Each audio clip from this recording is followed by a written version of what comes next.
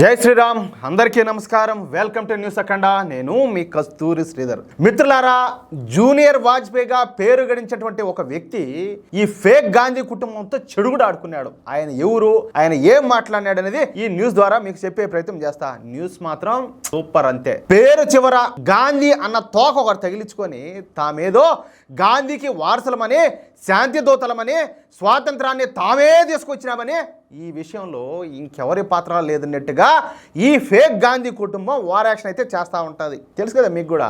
అసలు స్వాతంత్ర ఉద్యమం చేసినటువంటి వీరులను తక్కువ చేస్తా వాళ్ళ గురించి ప్రజలు తెలుసుకోకుండా చేసింది ఈ నెహ్రూ కుటుంబమే. దాంట్లో మాత్రం డౌటేలే.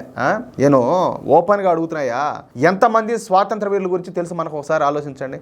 ఎంతమంది గురించి మనం చదువుకున్నాం? మాట్లాడితే స్వాతంత్రం కోసం పోరాడిన కొంతమంది పేర్లు చెప్పండి అంటే మాట్లాడంగానే మహాత్మా గాంధీ ఫస్ట్ పేరు, ఇంకా జవహర్లాల్ నెహ్రూ రెండో పేరు, మళ్ళీ ఒకసారి మిగతా వాళ్ళంతా. కానీ ఎవరైతే నిజంగా నిజాయితీగా ఈ దేశం కోసం తమ రక్తాన్ని దారపోసి స్వాతంత్రం కోసం పోరాడినారో వాళ్ళేమో అసూలు బాసినారు. ఇంకా నేను చెప్పకూడదు. కొంతమంది ఏమో రాజ్యాన్ని చేజిక్కించుకొని దేశాన్ని లూటీ చేశారు. అవునా కదా నేను చెప్పేది? సరే, స్వాతంత్రోద్యమకారుల చరిత్రను దాచిపెట్టి ఈ నెహ్రూ కుటుంబం గురించి పాఠ్య పుస్తకాల్లోకి ఎక్కించారు. వీళ్ళేదో ఎరగబొడిచినట్టు. ఆయనకు మళ్ళా పువ్వు ఏది మనల్ని ఎందుకులే ఆ మాదిరిగా. ఇక అసలు విషయానికి వద్దాం. సుధాంశు త్రివేది ఈయన్ను జూనియర్ వాజ్పేయి అని చెప్పి పిలుస్తారన్నమాట. అసలు ఈ సుధాంశు త్రివేది ఎవరో ఒక రెండు మాటల్లో చెప్పే ప్రయత్నం చేస్తారు. ఎందుకంటే ఆయన తెలియని వాళ్ళు కూడా కొంతమంది ఉంటారు కదా, దానికోసం. ఈయన ఒక ప్రొఫెసర్, మెకానికల్ ఇంజనీరింగ్లో PhD చేశారు. తర్వాత రాజ్నాథ్ సింగ్ గారి ఆదేశాల మేరకు, ఎవరు మన రక్షణ శాఖ మంత్రిగా ఉన్నారు కదా రాజ్నాథ్ సింగ్ గారు, ఆయన ఆదేశాల మేరకు తన ప్రొఫెసర్ ఉద్యోగానికి రాజీనామా చేసి రాజ్నాథ్ సింగ్ గారికి పొలిటికల్ అడ్వైజర్గా బాధ్యతలు అయితే స్వీకరించారు.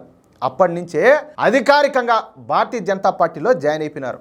సరే, 2019 నుంచి పార్లమెంటు ఎగువ సభ అయినటువంటి రాజ్యసభ ఎంపీగా పనిచేస్తూ ఉన్నారు. ఈ సుధాంశు త్రివేది గారి మూలంగా అరుణ్ జైట్లీ గారు, అదేవిధంగా వాజ్పేయి గారు లేని లోటు బీజేపీకి అయితే తీరిపోయింది అంటా ఉంటారనమాట. ఈ సుధాంశు త్రివేది గారు మీడియాకు, అదేవిధంగా పబ్లిసిటీకు దూరంగా ఉంటారు. అందుకే ఈయన గురించి చాలా మందికి పెద్దగా తెలిసే అవకాశం లేదు. సహజంగా వాజ్పేయి గారు తన ప్రసంగాలలో చెలోక్తులు విసురుతా, కవిత్వాలు చెబుతా ప్రతిపక్షాలపైన విరుచుకుపడతారన్నమాట. ఇక అరుణ్ జైట్లీ గారు అయితే పక్కాగా లెక్కలు తీసుకొచ్చి ఆధారాలతో సహా ఆ అధికారిక లెక్కల ప్రకారం ప్రతిపక్షాలను ఎండగడతారు. ఇక వారిద్దరిని కలిపితే ఎలా ఉంటుందో మన సుధాంశు త్రివేది గారు అలా ఉంటారన్నమాట. అంటే ఎక్స్ట్రాడినరీ పర్సన్, ఇంక దాంట్లో వేరే మాట లేదు.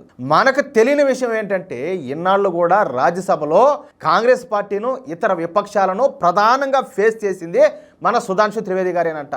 సరే, ఈ సుధాంశు త్రివేది గారు మొన్న రాజ్యసభలో మాట్లాడతా ఫేక్ గాంధీ కుటుంబంతో ఆడుకున్నాడు. ఏంది? చెడుగుడు ఆడుకున్నాడు. ఈ సందర్భంగా ఆయన మాట్లాడతా, ఈ మధ్యనే రాహుల్ గాంధీ మాట్లాడతా కాశ్మీర్లో పరిస్థితులు ఏమీ మారలేదని, కాశ్మీర్లో ఎక్కడ వేసినటువంటి గొంగళి అక్కడే ఉండదని, కాశ్మీర్లో ప్రజలు తిరగడానికి కూడా భయపడతారని చెప్పేసి మాట్లాడినాడు. అవునా?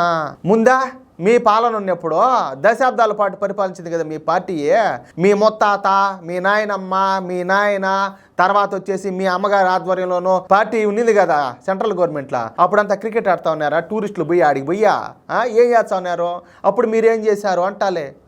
ఈ విషయం పైన సుధాంశు త్రివేది గారు మాట్లాడతా, మనం అందరం కూడా చూసినాం ఈ రాహుల్ గాంధీ, ప్రియాంక గాంధీలో ఎలా కాశ్మీర్ వెళ్ళినారో, అక్కడ ఏం చేశారో, కాశ్మీర్లోని మంచు ముద్దలతో ఏ విధంగా చిన్నపిల్లల కదా ఆడుకునేట్టు ఎట్ట ఆడుకున్నారో మనం అందరం కూడా చూసినాం. అంటే ఎంత స్వేచ్ఛగా రాహుల్ బాబా అక్కడ తిరగలిగినాడు, అది మేము సాధించిన ఘనత. అర్థమవుతుందా? మరి ముందు పోయి ఇవన్నీ ఆడలేదా? ఏది నేను ఇందాక చెప్పినట్టు వాళ్ళ మొత్తాత, వాళ్ళ నాయనమ్మ, వాళ్ళ నాయన, లేకపోతే వాళ్ళ అమ్మగారి ఆధ్వర్యంలో పార్టీ నడిపినప్పుడు, కేంద్రంలో అధికారం ఎలగబెట్టినప్పుడు అప్పుడంతా పోయి చేయలేదా? మోడీ గారి ఘనత అది. అర్థమవుతుందా? మరి కాంగ్రెస్ పార్టీ హయాంలో కాశ్మీర్లో పరిస్థితులు ఎట్టుండేటియో మీకు అందరికి కూడా బాగా తెలుసు. సామాన్యులు అసలు కాశ్మీర్కు వెళ్ళాలంటేనే భయం, వెళ్ళేవాళ్లే కాదు. ఇక సాక్షాత్తు హోమ్ మినిస్టర్ కూడా కాశ్మీర్కి వెళ్ళడానికి భయపడేవాడు. అది కాంగ్రెస్ హయాంలో కాశ్మీర్లో ఉన్న పరిస్థితి. భారత్ జోడో యాత్ర సందర్భంగా ఈ రాహుల్ గాంధీ కాశ్మీర్కి పోయినాడు. వెంటనే ఆ విషయాన్ని సెక్యూరిటీ సిబ్బందికి అయితే చెప్పాలా. మరి ఈయన గారు ఎందుకు చెప్పాలా?